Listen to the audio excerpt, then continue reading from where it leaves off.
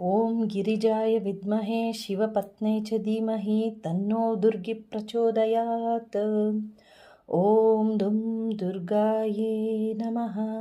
ನಮಸ್ಕಾರ ವೀಕ್ಷಕರೇ. ವೃಶ್ಚಿಕ ರಾಶಿಯವರಿಗೆ ಜುಲೈ 12ರಿಂದ 18ರವರೆಗೆ ವಾರ ಭವಿಷ್ಯ ಹೇಗಿದೆ ಅಂತ ನೋಡೋಣ. ವೃತ್ತಿಯಲ್ಲಿ ಈ ವಾರ ನಿಮಗೆ ತುಂಬಾ ತಾಳ್ಮೆ ಇರುತ್ತೆ.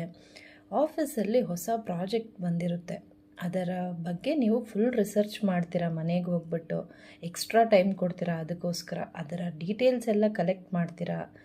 ಅದರಿಂದ ನಿಮ್ಮ ಶ್ರಮದಿಂದ ಕಂಪನಿಗೆ ದೊಡ್ಡ ಡೀಲ್ ಸಿಗುತ್ತೆ. ಹೊಸ ಪ್ರಾಜೆಕ್ಟು ನಿಮ್ಮ ಕಂಪನಿಗೆ ಸಿಗುತ್ತೆ. ನಿಮ್ಮ ಎಕ್ಸ್ಟ್ರಾ ಎಫರ್ಟ್ ಕಂಪನಿಗೋಸ್ಕರ ನೋಡಿ ನಿಮ್ಮ ಬಾಸ್ ಕಡೆಯಿಂದ ನಿಮಗೆ ಗುರುತು ಸಿಗುತ್ತೆ, ಜೊತೆಗೆ ಸಪೋರ್ಟ್ ಕೂಡ ಸಿಗುತ್ತೆ. ಪ್ರಗತಿಯನ್ನು ನೀವು ಸಾಧಿಸಲು ತುಂಬಾ ಗಮನ ಹರಿಸ್ತೀರಾ, ತುಂಬ ಫೋಕಸ್ ಇರುತ್ತೆ ನಿಮಗೆ.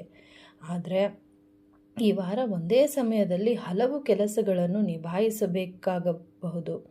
ಕೆಲಸದ ಒತ್ತಡದ ನಡುವೆಯೂ ನೀವು ತುಂಬ ಡಿಸಿಪ್ಲಿನ್ ಮತ್ತು ಶಾಂತವಾಗಿ ಕೆಲಸ ಮಾಡುವುದನ್ನು ನೋಡಿ ನಿಮ್ಮ ಬಾಸ್ ಮೆಚ್ಚುಗೆಯನ್ನು ನೀಡ್ತಾರೆ. ಹೆಚ್ಚು ಜವಾಬ್ದಾರಿಗಳನ್ನು ತಗೊಳ್ಳೋದು ನೀವು ಕಮ್ಮಿ ಮಾಡ್ಕೋಬೇಕು. ನಿಮ್ಮಿಂದ ಎಷ್ಟು ಕಂಫರ್ಟಬಲಿ ಎಷ್ಟು ಮ್ಯಾನೇಜ್ ಮಾಡೋಕ್ಕಾಗುತ್ತೋ ಅಷ್ಟೇ ಒಪ್ಕೊಳ್ಳಿ. ಜಾಸ್ತಿ ಕೆಲಸ ಮಾಡ್ತೀನಿ ಅಂತ ಸುಮ್ಮನೆ ಒಪ್ಕೊಂಡು ನೀವು ಸ್ಟ್ರೇನ್ ಮಾಡ್ಕೋಬೇಡಿ. ಎಷ್ಟು ಮ್ಯಾನೇಜ್ ಮಾಡೋಕ್ಕಾಗುತ್ತೋ ಅಷ್ಟೇ ಕೆಲಸವನ್ನು ಒಪ್ಕೊಳ್ಳಿ. ನಿಮ್ಮ ಫ್ಯೂಚರ್ ಪ್ಲ್ಯಾನಿಂಗ್ ಬಗ್ಗೆ ಯಾರ ಹತ್ರನೂ ಡಿಸ್ಕಸ್ ಮಾಡೋಕ್ಕೆ ಹೋಗಬೇಡಿ.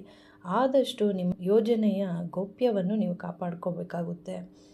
ಹಣಕಾಸಿನ ವಿಚಾರದಲ್ಲಿ ಹೇಳಬೇಕಾದ್ರೆ ವಾರದ ಮಧ್ಯದಲ್ಲಿ ನಿಮ್ಮ ಆದಾಯದಲ್ಲಿ ಹೆಚ್ಚಳ ನೋಡ್ತೀರಾ.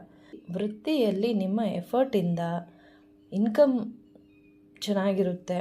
ಆದಾಯದಲ್ಲಿ ಒಳ್ಳೆ ಫಲಿತಾಂಶ ನೀವು ಕಾಣಬಹುದು.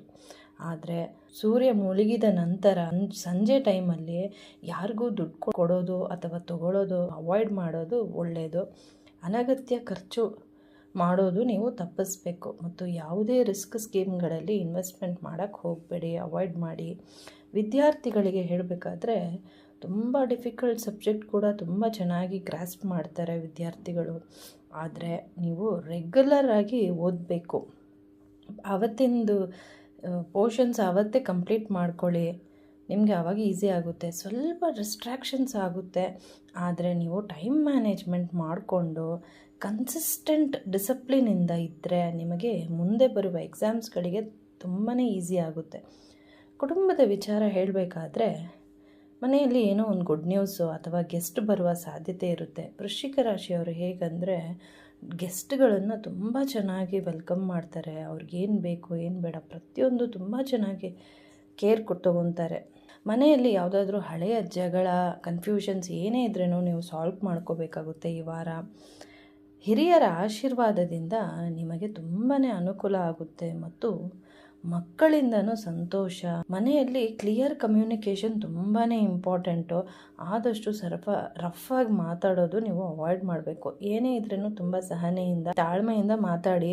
ಮನೆಯಲ್ಲಿ ಡಿನ್ನರ್ ಮಾಡುವಾಗ ಎಲ್ಲರೂ ಒಟ್ಟಿಗೆ ಸೇರಿ ಊಟವನ್ನು ಮಾಡಿದ್ರೆ ನಿಮ್ಮ ಮನಸ್ಸಿಗೆ ಏನೋ ಒಂಥರ ನೆಮ್ಮದಿ ಸಿಗುತ್ತೆ.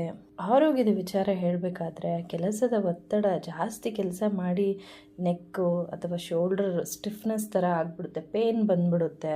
ಒಂದೇ ಕಡೆ ಕೂತ್ಕೊಂಡು ಕೆಲಸ ಮಾಡೋದ್ರಿಂದ ನೀವು ಆದಷ್ಟು ಸ್ಟ್ರೆಚಿಂಗ್ ಎಕ್ಸಸೈಸ್ ಮಾಡ್ಕೋಬೇಕು. ಮತ್ತು ಆಹಾರದ ವಿಚಾರ ಹೇಳಬೇಕಾದ್ರೆ ಹೆವಿ ಕ್ಯಾಲರಿ ಫುಡ್ನ ನೀವು ಅವಾಯ್ಡ್ ಮಾಡಿಬಿಟ್ಟು ಸಿಂಪಲ್ ಆಹಾರವನ್ನು ನೀವು ತಗೋಬೇಕು. ಒಳ್ಳೆ ನಿದ್ದೆ ಮಾಡಬೇಕು. 8 hours ನಿದ್ದೆ ತುಂಬಾ ಮುಖ್ಯ. ಪರಿಹಾರ ಬಂದು ಮಂಗಳವಾರದ ದಿನದಂದು ಬಡವರಿಗೆ ದಾನವನ್ನು ಮಾಡೋದ್ರಿಂದ ತುಂಬಾ ಒಳ್ಳೆಯದಾಗುತ್ತೆ. ಮತ್ತು ಮನೆ ಹತ್ತಿರ ಇರುವ ಆಂಜನೇಯ ದೇವಸ್ಥಾನಕ್ಕೆ ಭೇಟಿ ನೀಡಿ. ಮತ್ತು ಆದರೆ ಹನುಮಾನ್ ಚಾಲೀಸವನ್ನು ನೀವು ಕೇಳಿಸ್ಕೊಳ್ಳೋದ್ರಿಂದ ತುಂಬಾ ಒಳ್ಳೆಯದು. ಶಿವನಿಗೆ ಹಾಲಿನ ಅಭಿಷೇಕ ಮಾಡೋದ್ರಿಂದ ನಿಮ್ಮ ಮನಸ್ಸಿಗೆ ತುಂಬಾ ನೆಮ್ಮದಿ ಸಿಗುತ್ತೆ. ಧನ್ಯವಾದಗಳು.